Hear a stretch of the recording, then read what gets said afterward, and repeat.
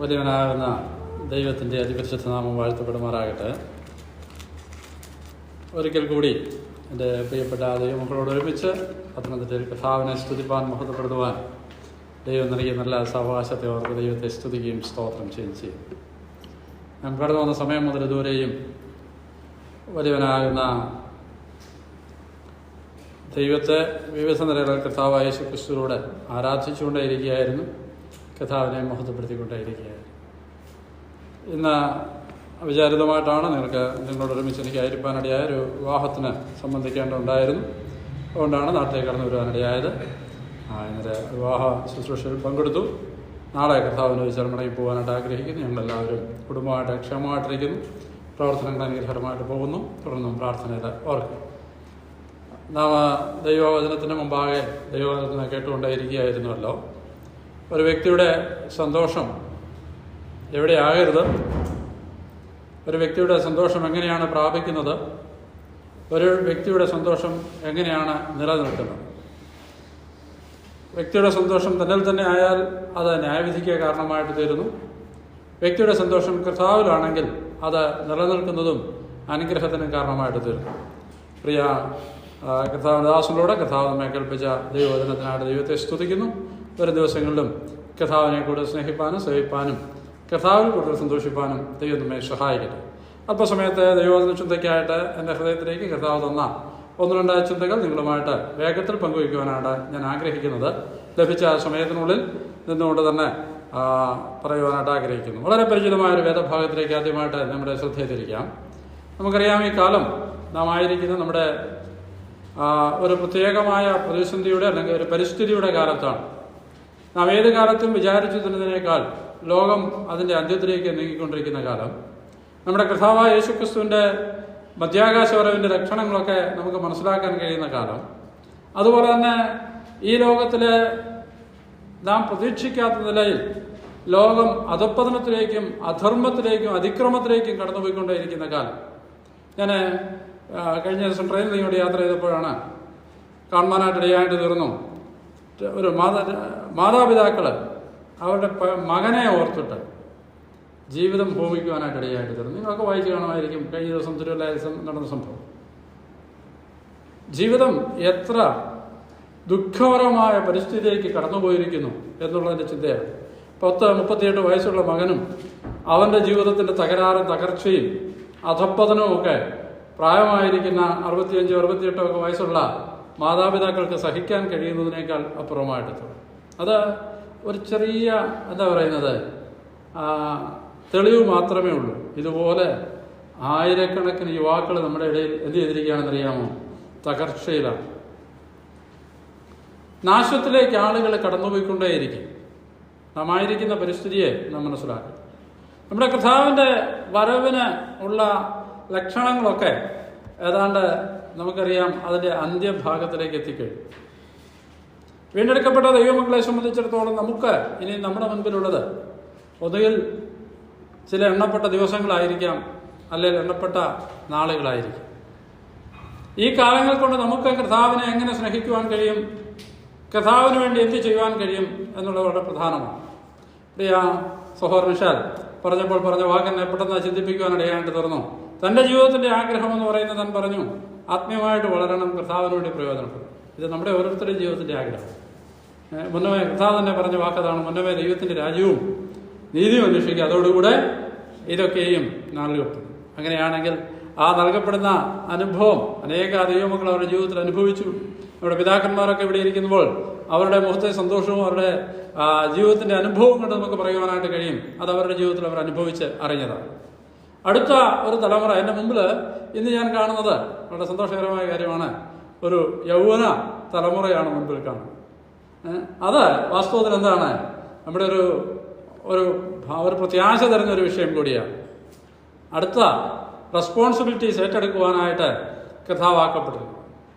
ഓർക്കുക, അല്പസമയത്തെ ചിന്തയ്ക്കായിട്ട് ഞാൻ പറഞ്ഞതുപോലെ ഒരു വാക്യം വായിച്ച് ഞാൻ മുന്നോട്ട് വരാം. മത്തായിയുടെ സുവിശേഷം 3-ാം അധ്യായത്തിൻ്റെ 3-ാമത്തെ വാക്യം. Matthew chapter 3 verse 3. വളരെ പരിചിതമായ വാക്യമാണ്. देखिए मत्ती रचित सुसमाचार उसका 3 अध्याय 3 वचन। മരുഭൂമിയിൽ വിളിച്ചു പറയുന്നതിന്റെ വാക്കാവത് കർത്താവിന്റെ വഴി ഒരുക്കുകയും അവന്റെ പാത നിരപ്പാക്കുകയും എന്നിങ്ങനെ യെശയ്യാപ്രവാചകൻ പറഞ്ഞത് ഇവൻ തന്നെ.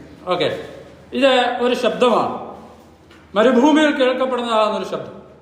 ഇത് നമുക്കറിയാം വളരെ വ്യക്തമായിട്ട് ഇതെന്താ സംഭവമെന്നും കാര്യങ്ങൾ എവിടെയാണെന്നും ഒക്കെ അറിയാവുന്നതുകൊണ്ട് ഞാൻ അധികം വിശദീകരിക്കാതെ പെട്ടെന്ന് എൻ്റെ വിഷയത്തിൽ മുന്നോട്ട് പോകുവാനാണ് ഞാൻ ആഗ്രഹിക്കുന്നത്. നോക്കുക, മരുഭൂമിയിലൊരു ശബ്ദം. ഇതെന്താ ശബ്ദം? ആരാണ് ഈ ശബ്ദം പറയുന്നത്? ഈ ശബ്ദം യോഹന്നാൻ സ്നാപകൻ വിളിച്ചു പറയുന്ന ശബ്ദമാണെന്ന് നമുക്കറിയാം. എന്താണ് ശബ്ദം വിളിച്ചു പറയുന്നത്? കർത്താവിന് വഴിയൊരുക്കുവിൻ, അവന്റെ പാത നിരപ്പാക്കും. യോഹന്നാനെ ഈ ഭൂമിയിൽ അയച്ചതിന്റെ ലക്ഷ്യമെന്ന് പറയുന്നത് ഇതാണ്. യോഹന്നാൻ ഭൂമിയിൽ വളരെ കുറച്ചു കാലത്തെ ശുശ്രൂഷ മാത്രമേ ചെയ്തുള്ളൂ. താൻ ചെയ്ത ശുശ്രൂഷയുടെ ലക്ഷ്യം എന്ത് ചെയ്യാന്ന്? കർത്താവിന് വഴിയൊരുക്കുക, അവന്റെ പാത നിരപ്പാക്കുക. ഈ കാലങ്ങളിൽ നാം ഓർത്തിരിക്കേണ്ട അത്യാവശ്യകരമായ കാര്യമാണ്, എവിടെയാണ് ഒരുക്കപ്പെടുന്നത് വഴി? വഴി ഒരുക്കപ്പെടുവാനായിട്ട് ഇവിടെ ആവശ്യപ്പെടുന്ന മരുഭൂമിയിലാണ്. വിളിച്ചു പറയുന്ന ശബ്ദം മരുഭൂമിയിലാണ്. മരുഭൂമിയിൽ വിളിച്ചു പറയുമ്പോൾ ആര് കേൾക്കാനാ? അല്ലേ? നിർജ്ജന പ്രദേശത്ത് വിളിച്ചു പറഞ്ഞാൽ ആര് കേൾക്കാനാ? തടസ്സങ്ങൾ ഒത്തിരിയുള്ള, അല്ലെങ്കിൽ കേൾക്കാൻ ആളുകളില്ലാത്ത ഇടത്തും എന്ത് ചെയ്യണം? വിളിച്ചു പറയണം. ഞാനത് ഓർത്തപ്പോൾ എൻ്റെ മനസ്സിലേക്ക് കടന്നു വന്നതാണ് സത്യം ഇതാണ്. കർത്താവിൻ്റെ വഴി ഒരുക്കുവാനായിട്ട് വിളിച്ചു പറയുന്ന യോഹന്നാന് തൻ്റെ മുൻപിൽ എന്താ പറയുന്നത്? ഒരു പ്ലസൻ്റായിട്ടുള്ള ഓഡിയൻസിനോടല്ല താൻ വിളിച്ചു പറയുന്നത്. താൻ വിളിച്ചു പറയുന്നത് എതിർപ്പുകളുടെ മധ്യത്തിൽ, അല്ലെങ്കിൽ അതിനെ അവഗണിക്കാവുന്ന സ്ഥലത്ത്, കേൾക്കാൻ ചെവികളില്ലാത്ത സ്ഥലങ്ങളിലാണ് താൻ എന്ത് ചെയ്യുന്നത്? വിളിച്ചു പറയുന്നത്. പക്ഷേ തന്നെ ഏൽപ്പിച്ച ദൗത്യം വിളിച്ചു പറയുക എന്നുള്ളത്. ഈ കാലങ്ങളിൽ നമുക്കറിയാം, അന്ധമായ കണ്ണുകളുടെയും ബധിരമായ ചെവികളുടെയും ഇടയിലാണ് നമ്മൾ എന്ത് പറയേണ്ടത്? സുവിശേഷം അഥവാ കർത്താവിനെ കുറിച്ച് പറയേണ്ടത്. അനേകർക്ക് ഈ കാര്യങ്ങളെ കുറിച്ചൊന്നും എന്തല്ല, യാതൊരു താല്പര്യവുമില്ല എന്ന് മാത്രമല്ല, ഇതിന് അനേക പ്രതിസന്ധികളുണ്ട്. വെട്ടി നിരപ്പാക്കി പോകേണ്ടത്. ഞാനിങ്ങനെ ഓർത്തു, യോഹന്നാനെ സംബന്ധിച്ചിടത്തോളം താൻ ചെയ്യുമ്പോൾ താനൊരു എന്താ പറയുന്നത്, ഒരു വഴിവെട്ടുകാരൻ്റെ ജോലിയാണ് ചെയ്യും, അല്ലേ? താൻ വഴി വെട്ടി നിരപ്പാക്കിയാ പോകുന്നത് മുന്നോട്ട് പ്രവർത്തിക്കുവാനായിട്ട് കർത്താവിന് വേണ്ടി. ഇനി മാത്രമല്ല, താനൊരു മരം വെട്ടുകാരൻ്റെ ജോലിയാണ് ചെയ്യുന്നത്. 10-ാം വാക്യത്തിൽ നിങ്ങൾ വരുമ്പോൾ അത് കാണാനായിട്ട് കഴിയും.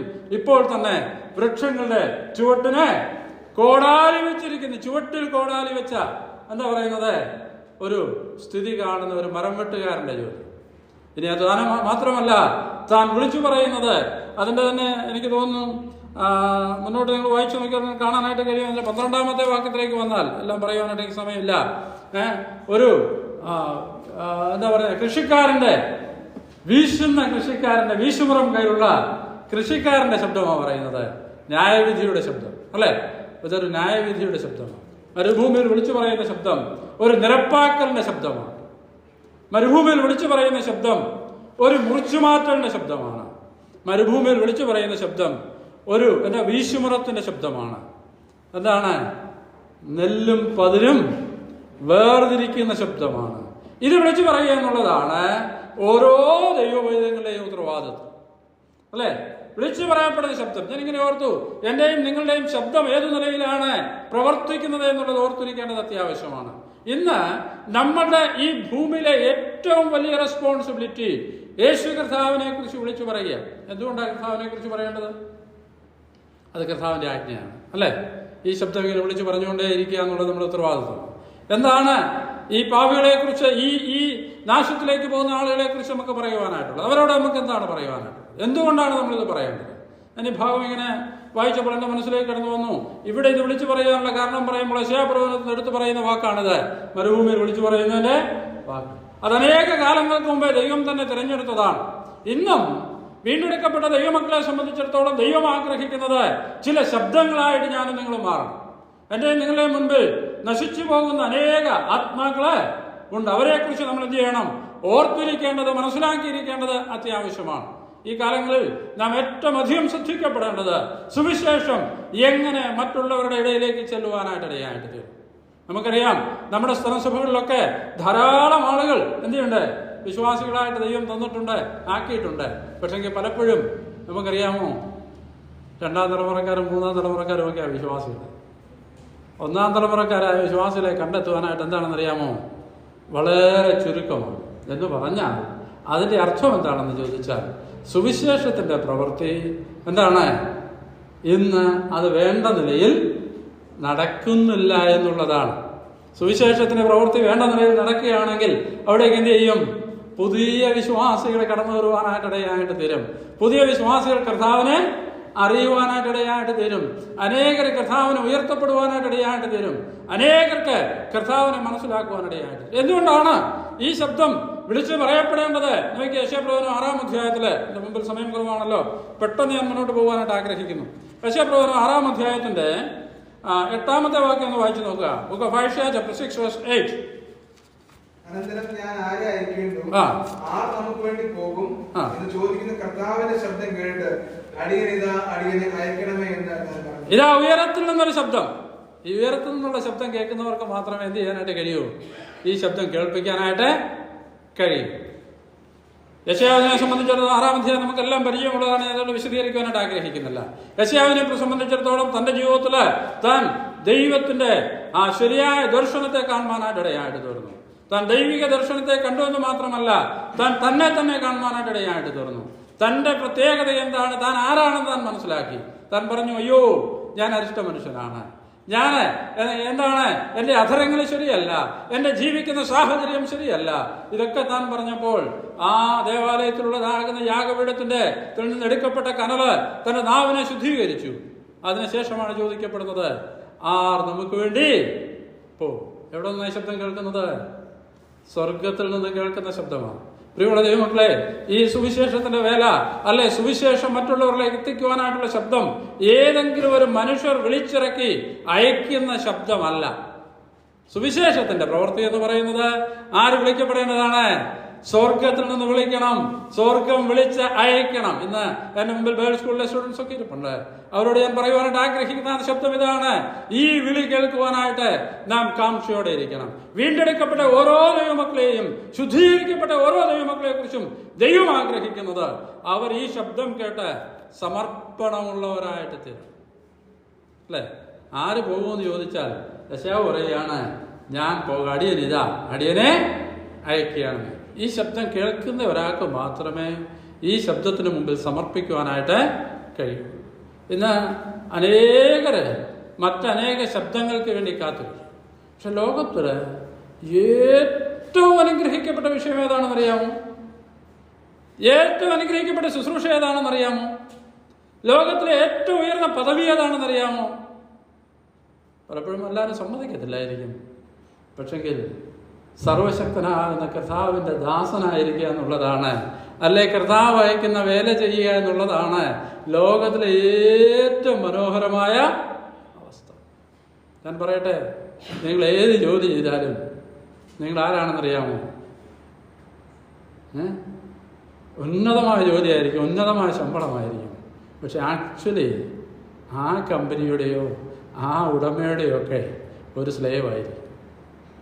ശരിയല്ലേ? അതിനപ്പുറത്തേക്ക് ചില മനുഷ്യരുടെ, ഉന്നതമായ മനുഷ്യരുടെ അധീനതയിലുള്ള ഒരുവനാകാനേ കഴിയും. അതിനവർ തമ്മിൽ നിന്ന് മാക്സിമം അവരതിൻ്റെ ഫലമെടുക്കും. എന്നാൽ കർത്താവിൻ്റെ വേലയിലായിരിക്കുകയാണെങ്കിൽ അതെങ്ങനെയാണെന്നറിയാമോ? അതാരുടേതാണ്? അത്യുന്നതനാകുന്ന ദൈവത്തിന്റെ വേലക്കാരനവന്. അത്യുന്നതനാകുന്ന ദൈവത്തിന്റെ പ്രവൃത്തിയാണ് അവൻ ചെയ്യുന്നത്. അത്യുന്നതനാകുന്ന ദൈവത്തിന് വേണ്ടിയാണ് അവൻ അധ്വാനിക്കുന്നത്. അവന്റെ കാര്യവും അവന്റെ ക്രമീകരണമൊക്കെ ആരാ ചെയ്യുന്നത്? ഈ കർത്താവ്.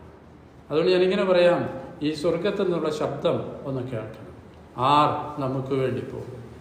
ആയിരക്കണക്കിന് ആളുകൾ നാശത്തിലേക്ക് പോകുമ്പോൾ, 10,000-കണക്കിന് ആളുകൾ നിത്യനരകത്തിലേക്ക് പോകുമ്പോൾ, ഇന്ന് നമ്മുടെ മുൻപിൽ യുവജനങ്ങൾ, യുവാക്കളും മയക്കുമരുന്നിനും മദ്യത്തിനും അടിമകളായിട്ട് തീരുമ്പോൾ അവരുടെയൊക്കെ നാശം കണ്ടിട്ട് നമുക്ക് എന്ത് ചെയ്യുവാനായിട്ട് കഴിയില്ല, അനങ്ങാതെ ഇരിക്കാൻ കഴിയില്ല. ദൈവം ചോദിക്കുകയാണ്, ആരാണ് എനിക്ക് പകരമായിട്ട് അവരോട് സംസാരിക്കുവാനായിട്ട് പോകുന്നത്?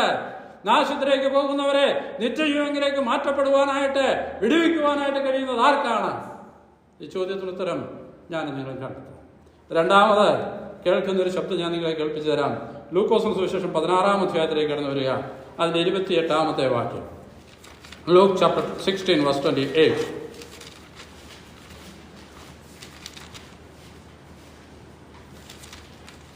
എനിക്ക് 5 സഹോദരന്മാരുണ്ട്. അവരും ഈ യാതനാ സ്ഥലത്ത് വരാതിരിക്കാൻ അവൻ അവരോട് സാക്ഷ്യം പറയട്ടെ എന്ന് പറഞ്ഞു. സുവിശേഷത്തിന്റെ ശബ്ദം കേൾപ്പിക്കേണ്ടത് രണ്ടാമത്തെ ആവശ്യം എന്താണ്? ഒന്നാമത്തെ ആവശ്യം ഞാൻ പറഞ്ഞു, ഇത് സ്വർഗത്തിൽ നിന്നുള്ള ഒരു ശബ്ദമാണ്. ഈ ശബ്ദം നാം എന്ത് ചെയ്യണം? കേൾക്കണം. മക്കളെ, രണ്ടാമത്തെ ശബ്ദം യാതനാസ്ഥലത്ത് നിന്നൊരു ശബ്ദം. യാതനാസ്ഥലത്ത് നിന്ന്, താഴെ നിന്നൊരു ശബ്ദം അല്ലേ? യാതനാസ്ഥലത്ത് നിന്ന് കേൾക്കുന്ന ശബ്ദം എന്താണ്? ഈ ധനവാനാകുന്ന മനുഷ്യൻ താൻ യാതനാസ്ഥലത്തേക്ക് എത്തിയതിനു ശേഷം അവിടെ കേൾപ്പിക്കപ്പെടുന്ന ഒരു ശബ്ദമാണ്. താൻ പറയുകയാണ്, എൻ്റെ നാവൊന്ന് നനയ്ക്കണം. അയ്യോ, ഇത് ഇവിടെ നിന്ന് അങ്ങോട്ട് വരാൻ കഴിയില്ല.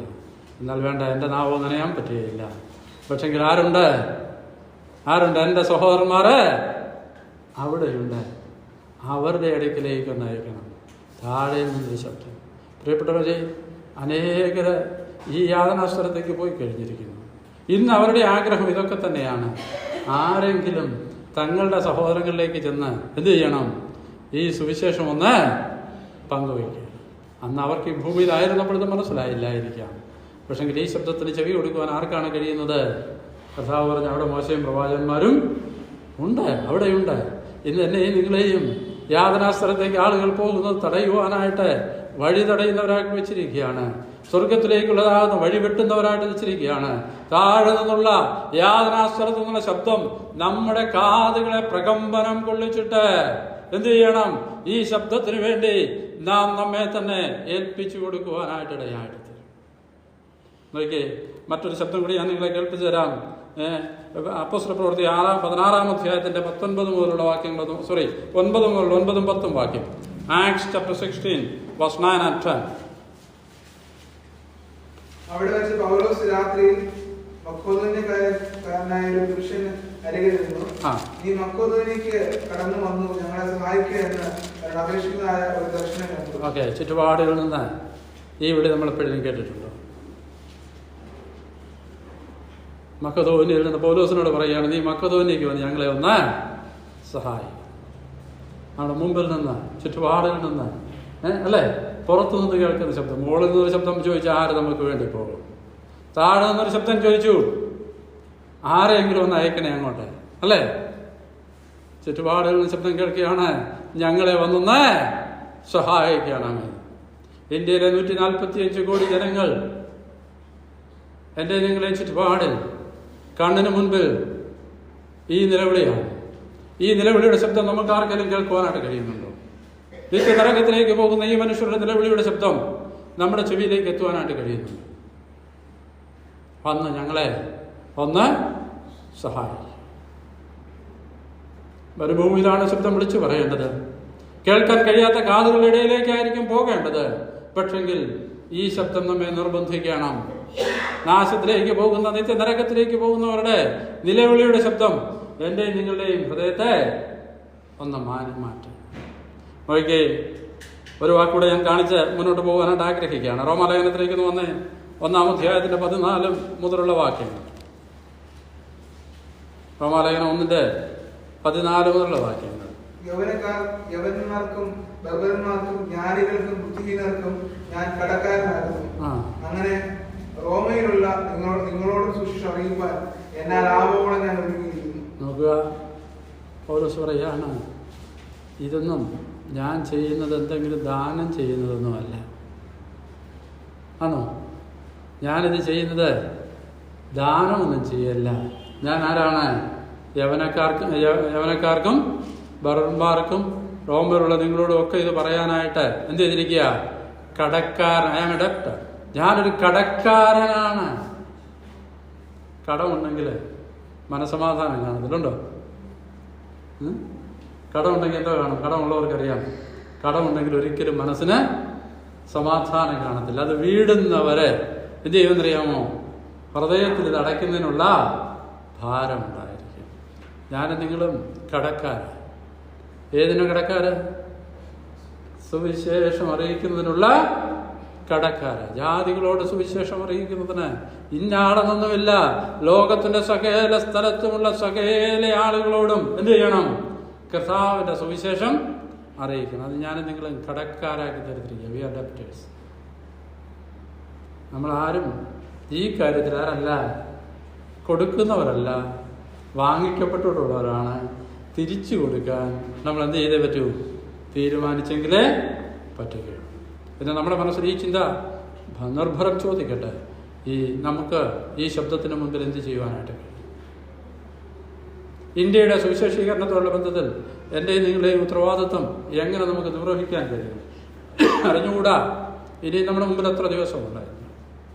ശത്രു സറകുടഞ്ഞെഴുന്നേറ്റിട്ടുണ്ട്. അവനെതിരെ ഏതെങ്കിലും നിലയിൽ തടയുവാനായിട്ട് ആഗ്രഹിക്കുകയാണ്. പക്ഷെ നാശത്തിലേക്ക് പോകുന്ന ആത്മാക്കളെക്കുറിച്ചുള്ള ഭാരം നമ്മുടെ ഹൃദയത്തിൽ ശരിയായിട്ടുണ്ടാകുകയാണെങ്കിൽ, സ്വർഗത്തു നിന്നുള്ള ശബ്ദം നാം ശരിക്കും കേട്ടിട്ടുണ്ടെങ്കിൽ, താഴെ നിന്നുള്ള നിലവിളി നമ്മുടെ ചെവിയിലേക്ക് എത്തുന്നുണ്ടെങ്കിൽ, ചുറ്റുപാടുകളിൽ നിന്ന് ആഹ്വാനം നമ്മുടെ ഇതിലേക്ക് വരുന്നുണ്ടെങ്കിൽ, ഞാനൊരു കടക്കാരനാണെന്ന് എൻ്റെ ഹൃദയം വിളിച്ചു പറയുന്നുണ്ടെങ്കിൽ, തീർച്ചയായിട്ടും ഞാൻ എന്ത് ചെയ്യേണ്ടത് ആവശ്യമാണ്? ഈ വിളിയുടെ മുൻപിൽ സമർപ്പിക്കപ്പെടണം. ഞങ്ങൾക്ക് പല നിലയിൽ ചെയ്യുവാൻ കഴിയും. പ്രായമുള്ളവർക്ക് ഇനി ഇതൊന്നും വിളി കേട്ടിട്ട് അങ്ങോട്ടും പോകാൻ പറ്റില്ല. പക്ഷെ നിങ്ങൾക്ക് നിങ്ങളുടെ മുന്നിൽ നിൽക്കുവാൻ, നിങ്ങൾ ഇരിക്കുന്ന ഇടത്തിരിക്കുവാൻ, കരയുവാൻ, നിലവിളിക്കുവാൻ, പ്രവർത്തകരെ അയക്കണമെന്ന് പറയുവാനായിട്ട് കഴിയും. മറ്റു സാഹചര്യങ്ങളിലാക്കപ്പെട്ടിരിക്കുന്നവർക്ക് കഴിയും. നമ്മൾ ആയിരിക്കുന്ന സ്ഥാനത്തിരുന്നുകൊണ്ട് അവർക്ക് വേണ്ടി പ്രാർത്ഥിക്കുവാൻ കഴിയും. യുവാക്കളെ പ്രോത്സാഹിപ്പിക്കുവാൻ കഴിയും. സുവിശേഷ വേലയ്ക്ക് ആളുകളെ എന്ത് ചെയ്യാനായിട്ട് കഴിയും? പ്രോത്സാഹിപ്പിച്ച് അയക്കുവാനായിട്ട് കഴിയും. എൻ്റെ നിങ്ങളുടെ ഉത്തരവാദിത്വം ബൈബിൾ സ്കൂളിൽ പഠിക്കുന്ന സ്റ്റുഡൻസിനോട് ഞാൻ പറയട്ടെ, വിദ്യാഭ്യാസം ഡിഗ്രികൾ മാത്രമാക്കപ്പെടുവാൻ, അടുത്ത ഒരു പ്രൊഫഷനാക്കുവാനായിട്ടുള്ളതായിരിക്കും. നശിച്ചു പോകുന്ന ആത്മാക്കളെ കുറിച്ച് ശരിയായ ഭാരം ഉണ്ടാകേണ്ടത് ആവശ്യം. हमने जो वचन सुनता है, परमेश्वर ने हमारा अंदर जो वचन दिया, इधर हमने देखा जैसा एक आवाज हमारा हृदय में आना है. कौन सा आवाज आना है? परमेश्वर ने बुलाता है, कौन मेरे लिए जाएंगे, कौन इस आवाज को सुनेंगे? और यशायाह ने बताया, मैं सुनेंगे, मैं जाएंगे, मैं बताएंगे. नीचे पाताल से एक आवाज आता है, कौन मेरे भाइयों के पास जाएंगे, इस वचन को बताएंगे. मासिलोनी से कुछ लोग बताता है, कौन आएंगे, कौन हमारे पास आएंगे, इस सच्चाई को हमको समझ आएंगे. हृदय में इस बात को हम सोचेंगे और हमारे हृदय के अंदर से एक आवाज आना है, मैं तो कर्जदार है, मैं कर्जदार है, इस कर्ज को मैं वापस देना है. सुसमाचार का खर्च हमारे पास होना है. इस सच्चाई को हम समझ आना है. परमेश्वर के सन्निधान पर अपने आप हम समर्पण करना है. നമ്മുടെ ജീവിതത്തെ നമുക്ക് കർത്താവിന്റെ സന്നിധിയിൽ ഏൽപ്പിച്ചു കൊടുക്കാം. കർത്താവിനോട് നമുക്ക് ജീവിക്കാം. അവന്റെ നാമത്തിന് മഹത്വത്തിന് വേണ്ടി കൂടുതൽ പ്രയോജനപ്പെടുവാൻ ഇടയാകട്ടെ.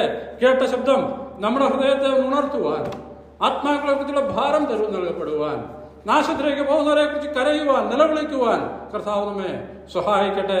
അവന് വലിയൊരു നാമം വാഴ്ത്തപ്പെടുമാറാകട്ടെ. Thank you.